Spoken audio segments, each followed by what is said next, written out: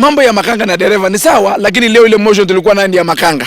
Wacha tushukishe makanga leo kwa hii stage. Mambo ya dereva tuna discuss mtu mwingine akileta motion. But kwa leo ilikuwa ni story ya makanga. Na makanga imebidi aende baba. Dereva labda baadaye, lakini kwa sasa ni makanga. Tumeshukisha makanga ameenda. So wacha gari iende, kama ngara atajaza gari ikisonganga ikienda mbele. So ile mavijana ya stage watajaza gari, dereva ataitisha fare ikisonga mbele.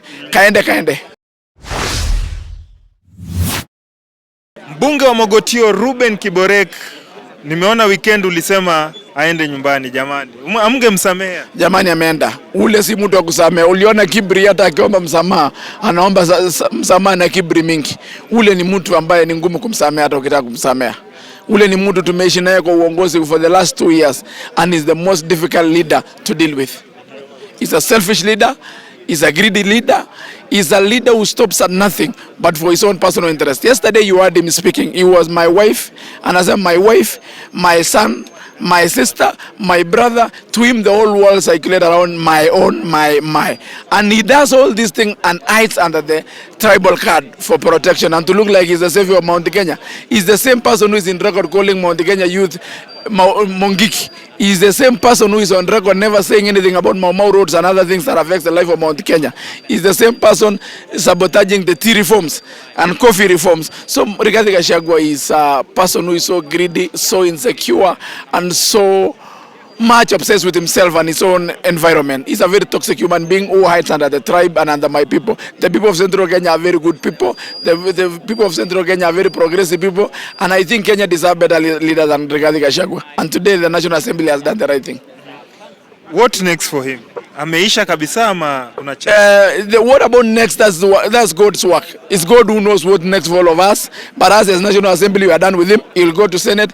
The mood of the House, because Senate and Parliament sit in the same environment. Senate will do away with him. He'll go to court. Court will do away with him. Then God knows what next for him. For that, I cannot say, man, what next for a man, because we are all looking up to God. But it is good for Kenya. It is good for young leaders. He has been fighting many young people. He has been fighting many young leaders, including some of us, because of standing with our youthful friends like Ndini Nyoro. And today, it has been demonstrated in the House how he has disrespected young leaders, he has disrespected women and each other and every other leader in this country. He was on record saying yesterday he was elected by 7.2 million Kenyans. He was selected by William Ruto, the president in Karen, during the nomination, the URP nomination. And when he was elected, there were many other competent leaders. For him to be so arrogant and rude that he was elected, and yet he knows he was elected, they fought a leader and he had only 5 members of parliament then who stood with him to be deputy president. Today he had only 44 across the whole country, meaning that there's a problem with this man. All leaders cannot be wrong. This is a man so full of himself and so entitled that he cannot be able to accommodate other views and other leaders. Mheshimiwa Kiborek, watu wamekuwa wakisema makanga kienda dereva pia aende. Mambo ya makanga na dereva ni sawa, lakini leo ile motion tulikuwa nayo ya makanga.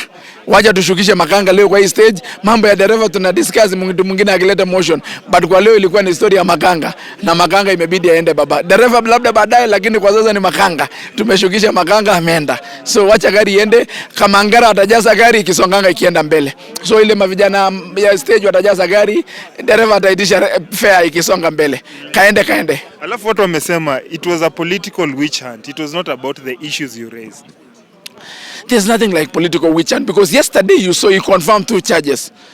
And according to Procurement Act 2015, Article 66, he confirmed that indeed the issue of KEMSA, he had something to do with it. That was a clear conflict of interest, because he did not disclose that his company, the company of his son, the Crystal Company, was agency of the Indian company, which was called Shaboka. Secondly, he confirmed the treatop KWS Hotel, given that KWS is a government institution, and saying that you were given lease without competitive fair tender. That shows that it was a clear conflict of interest. You use your position and power to get that, to run Treetop and to get the lease, because they were nowhere that was floated a tender for Treetop Hotel, and it's a government institution. It's under KWS. So that was a clear conflict of interest, and many other grounds that, including insubordination and many other grounds. So he made his bed, let him lie on it.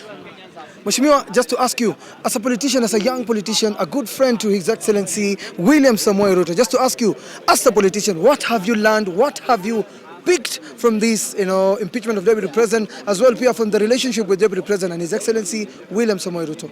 The most thing I've learned from today is that experience is a key thing in leadership. What Rigathi Gachagua lacked is experience, handling his own problem, including calling media and all things here, and all the drama he has been choreographing with Cleophas Malala shows a man who lacks experience. Apart from being insecure, he lacks experience. So I have learned that for you to be a good leader, you have to be secure. You have not to be insecure. Two, you have to have experience. So what I have learned is that he has been costed by own inexperience.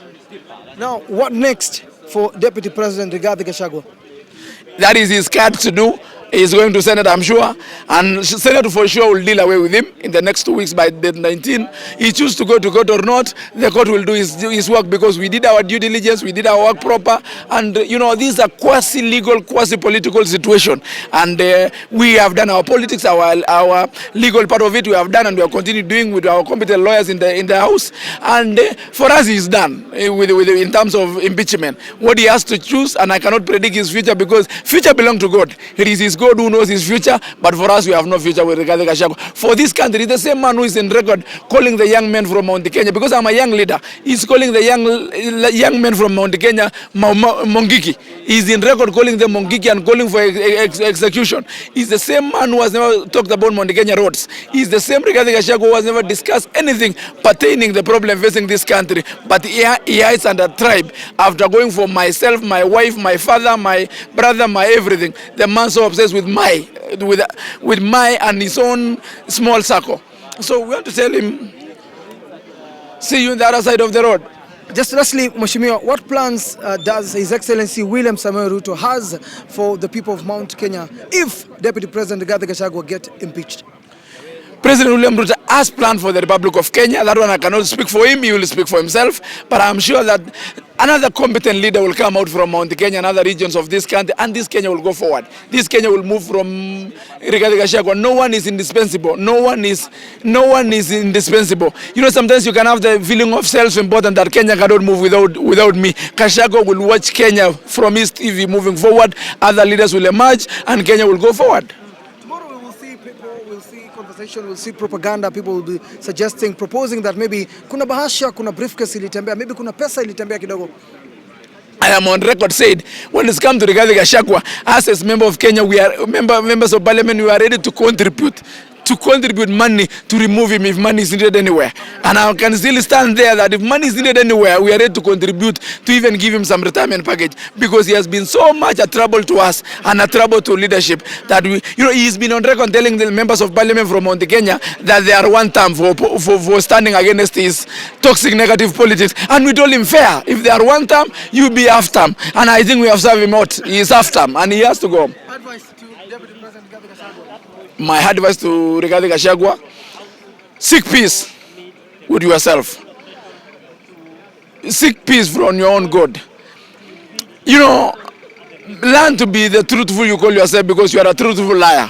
And learn to internalize that life can move without you. You are not indispensable. There have been many other leaders before you. There will be many other brilliant leaders after you. And this country, for sure, for real, will go forward without you. And don't see that you are too big that Kenya cannot move without you. Tomorrow, Kenya will move, and you will be forgotten, just like the Malisavila it make a song that has been forgotten. It will move like it has moved. We have moved without Uhuru Kenyatta. We have moved without Moi. No one knew this country will not move without Moi. No one knew this country will not move without Kibaki. Kenya is moving. It will move for sure, and you'll be forgotten like Malisavi Lakwe Itmeka, who I think for now is forgotten from the scene, and you'll just move. Kenya will move on. That's what I can tell you for sure. Gachagua thing is bigger than life. He is not. He is just regarding Gachagua. You remove police, you remove media, you remove the trapping of deputy president. He is another first-time MP who got luck and drew lotto and yes, no, and William Ruto's election, he got to be deputy president for 2 years.